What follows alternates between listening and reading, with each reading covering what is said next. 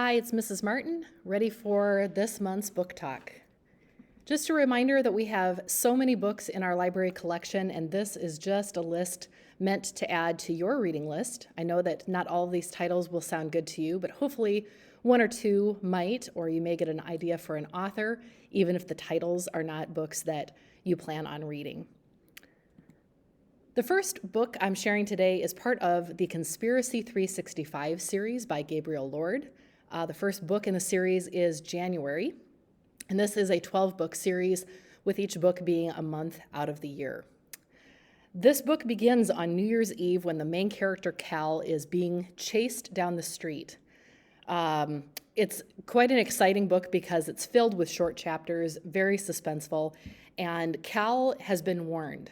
That he's been told, they killed your father, they're going to kill you too if you can't survive the next 365 days. Cal is being hunted by criminals and the police. Evidently, his dad had quite a mysterious death, and part of this series is him trying to figure out what exactly happened. Cal has some ideas about what might have gone on, but it's up to him to find out. He also has to solve this big secret from the past before the year is up. And he doesn't have a choice because his life is on the line. If you're someone who loves adventure, suspense, action, in terms of like thrillers and that kind of thing when it comes to movies, this book series is for you. This is one that you cannot put down once you pick up, and it is in our adventure section under Lord. The second is The Strangers by Margaret Peterson Haddix. You probably know this author from a lot of science fiction because that's often what she writes, but this is in the mystery section, and it's the first in a series about the Greystone Kids. The Greystone Kids assume that they know who they are, as do most of us. We figure that we know our own personalities and our hobbies and things like that. Everything changes, though, when they hear on the news about 3 kidnapped children who are a lot like them. These kidnapped kids share their first names and middle names. They're the same ages as the Greystone Kids. They even have identical birthdays to Emma, Chess, and Finn. So, of course, the 3 kids want to know more about these other kidnapped children. Why is it that they have so much in common? They go to their mom immediately and question mom about it, and she leaves on this sudden work trip, doesn't say anything about what happens. From there are all these puzzling clues, complex codes, hidden rooms. If you love a book with puzzles and things to decipher, ways to try to figure out how to put those clues together, anyone that loves a good mystery and thinks that they can maybe solve it before the end, pick up The Strangers. You're going to be wondering, along with the Greystone family, what exactly is going on. You'll love this mystery. The Brave by James Bird is new to our collection in realistic fiction. This story is one that I'd like to begin by telling you about with a book trailer.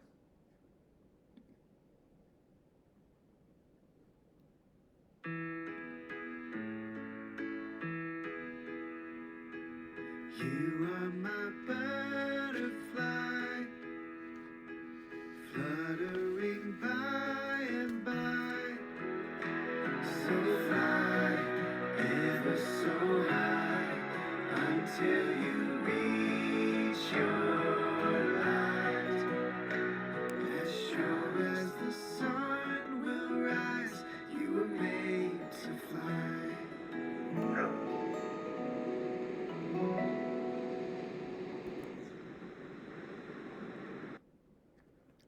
The trailer certainly hints at the important friendship that's central to this story, as well as to the fact that our main character, Colin, is atypical in that he has a quirk, a unique condition that makes him different than many others.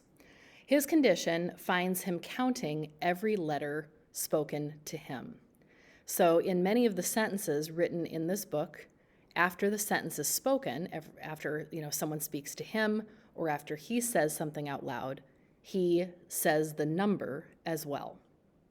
This is something that makes him a target for bullying It becomes a frustration, not only really to Colin, but also to his dad in particular. And when Colin is asked to leave yet another school, this has been something that's a pattern for him, his dad kind of throws up his hands and says, I don't know what else to do with you. I've got to send you to live with your mom for a while. Colin's never met his mom. This means that he's going to move away from what has been home to him and live in Minnesota with this mother that he's never met. His mom is Ojibwe and lives on a reservation, and Colin doesn't know exactly how this is all going to play out. But the majority of the story is about the relationship he builds with his mom and this neighbor girl, Orenda. This story, beautifully written, is for those who, as the trailer said, know exactly what it is to be different.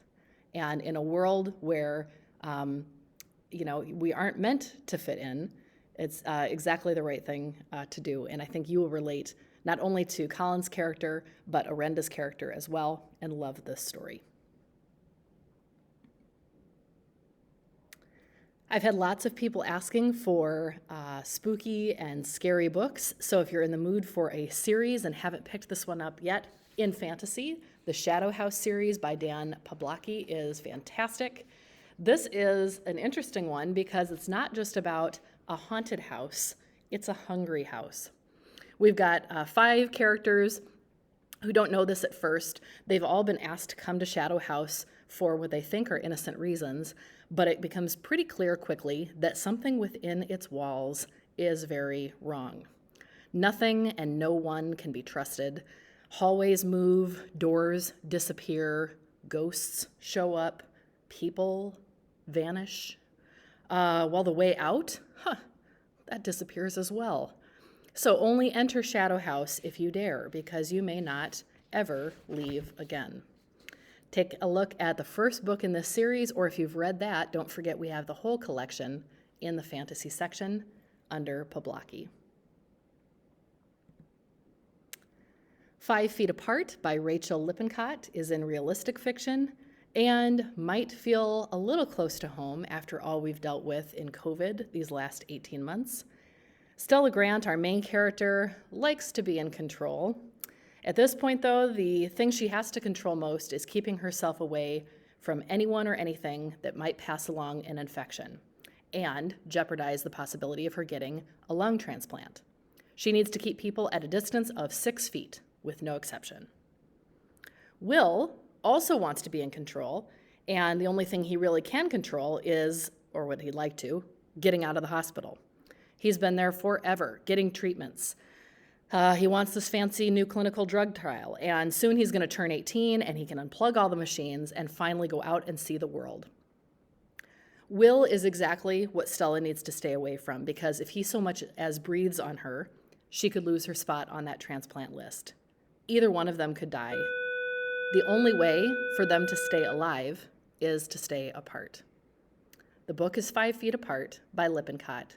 Read this one to find out what exactly might happen, and perhaps you've even seen this movie advertised. If you've seen the film, you should read the book.